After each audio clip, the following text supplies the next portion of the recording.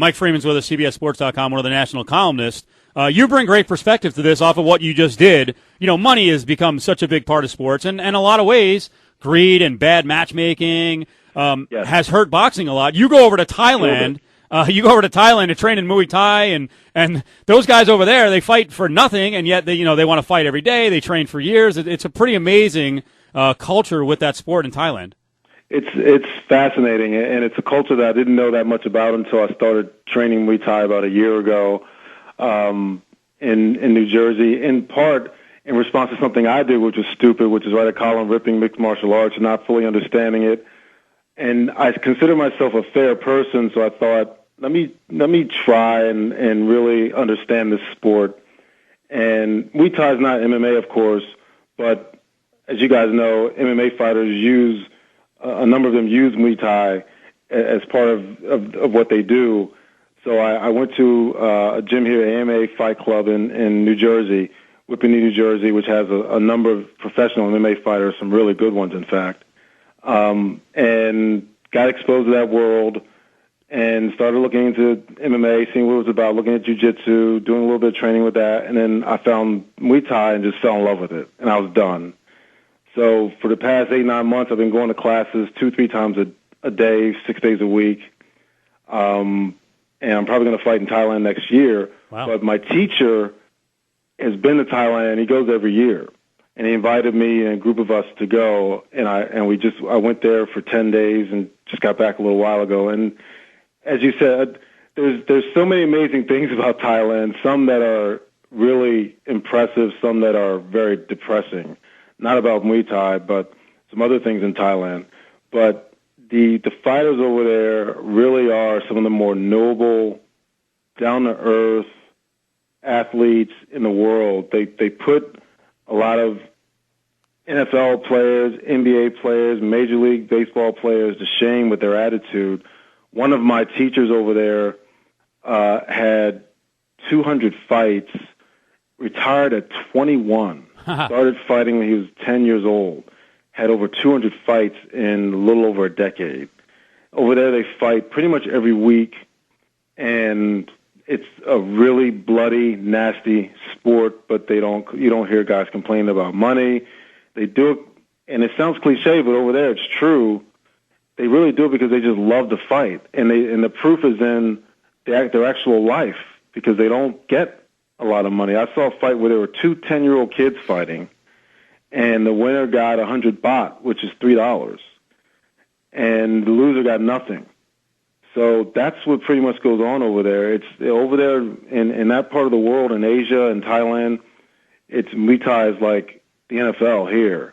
It's incredibly popular, and a lot of those guys don't make a lot of money, but their attitude is incredible. They remain very earnest, down-to-earth people. So I'm hooked on it. I'm going to try and go back at least once a year, maybe twice a year, and see how it goes. It's Cofield here on a Wednesday. Mike Freeman's with us from CBSSports.com. Just got back from Thailand. Great story up on the website. You know, interested with the part where you said you go to the gym with your teammates. You're in contact with one of the best trainers in the country, and when you first walked in, he was like, basically, get away from me. I have no interest in training you. Who are you? One of the guys that I really wanted to train with was Yod Sinclair Fairtex, who, for people who don't know, he's just Yod for short. He's probably one of the top 5 stand-up fighters in the world. He's multiple Muay Thai champion, a vicious guy in the ring. Outside the ring, like a lot of fighters over there, really nice guy. Didn't know what to make of me. Yod will do personal sessions with some people, but you sort of have to present the right attitude, and I guess I didn't present the right attitude initially. Blew me off, and then I guess I saw him every day and actually trained in the same ring with him with another trainer a couple of times, and his trainer, and he sort of started to like me a little bit and warmed up to me slowly, and on the last day said he'd train me, and it was one of the more amazing experiences of my life. I mean, getting married, losing my virginity, and this probably right there, 1, 2, and 3. Now, we do want to clarify, you didn't get married and lose your virginity on the trip, right? Right, not in Thailand, no. Okay. Now, people do that. Yes, that's what I heard. I did not do that, no. He, when I was reading the story, he gave you some tough love, huh? You're not going to drop your hands anymore? Well, over there, Thai is it's a very precise striking sport. So over there, they're so, for lack of a better word, anal about where everything should be, that for me, my hands really weren't that low, but to them, it was low. Yeah. So he just hit me in the face a couple times, and after a while, they stopped being low. And I know where to keep them now, and I came back today and sparred today, and my hands were perfect. I'll probably never drop them again, thanks to Yod. So you're brutally honest, and I think a lot of guys would be afraid to write about some of the other stuff in Thailand. And you, there's a culture there. There's an underbelly that's actually, in a lot of ways, very acceptable there. But you were saying if you took the worst debauchery of Vegas, the foulest happenings of a bachelor party, mixed in a porn movie, swirled some fecal mash into a broth while adding some other stuff, that's Walking Street, which is like the main drag. It's basically a place where people go to Thailand for basically two reasons: to either train Muay Thai or go there for the extracurricular stuff. Mm-hmm. And Walking Street is basically the center of all that extracurricular stuff. And there is so much stuff going on there. There's no way for me to really translate it into a G-rated form for the radio. But you hear about this stuff. I mean, I've heard vaguely about what Thailand was like a lot of people. But then you go there and you see it, and it's unlike anything you've ever seen, unlike anything in the movies. I mean, it is crazy, and it's mainly because over there it's sort of accepted. It's like normal to them. Well, you made a case. I mean, we're very liberated here in Vegas, and the sex trade is it's out in the open in the outlying areas because prostitution is not actually legal here in Vegas. But you were saying, hey, that's part of their culture, and they don't view it as like this embarrassing thing. No, it's the opposite. They see it as Thailand's basically a third world country. I don't like that phrase, but I can't think of a better one. It's a very, very poor country. So people there make money the best they can, and the sex trade is, women there are viewed as honorable because what they do is they make the money and then they send it to their families who are in very poor areas.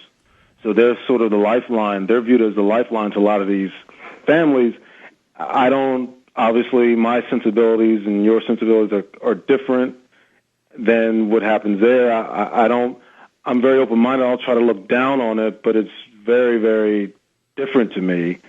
But over there, it's viewed as a way to keep your family from going into even more poverty and losing everything. So they are the lifeline to their families back home in these bigger cities like Prada and Bangkok and places like that. So, yeah, it was, this one bar was it was insane. I mean, there were women like on the ceiling, on poles, in bathtubs.